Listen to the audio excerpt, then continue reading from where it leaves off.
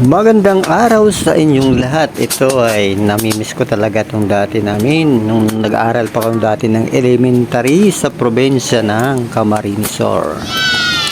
Nung elementary pa lang ako, ganito ang ginagawa namin. Nagluluto kami lahat ganito. Saka sariwang hangin dito sa lugar na to, sa Camarines Sur. Ayan, mahangin siya. Saka matahimik na lugar sa may Panganiban sa Naga City.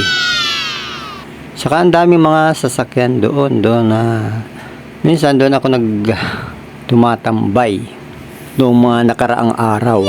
Maganda rin dito pag matanda ka na, maganda ditong tumira sa lugar na to pag nagtayo ka dito ng bahay.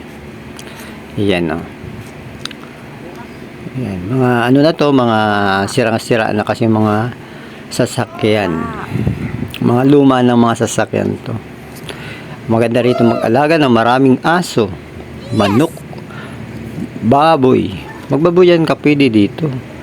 Ang lawak talaga. Yan sa Naga City. Ayan. Pakalawak, saka maganda rin magtanim dito ng mga mangga, mga papaya. Saka maganda rin dito magtanim ng mga halaman.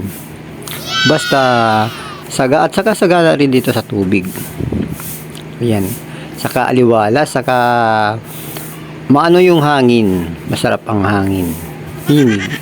At walang kaingay-ingay dito. Ayan. Napakalawak dito. Maganda dito na paradahan ng sasakyan. Kaya lang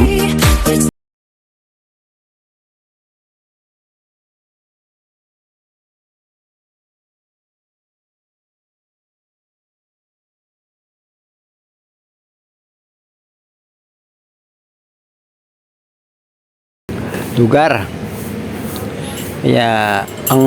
Kaya lang napakalayo lang talaga. Saka sa probinsya, mura lang ang mga bilihin doon. Saka mga lupa, ang mamura lang. Kaya pagdating na sa Maynila, ang mamahal ng mga tirahan doon. Pag mag-ano ka doon, ang mamahal. Saka lahat binibili.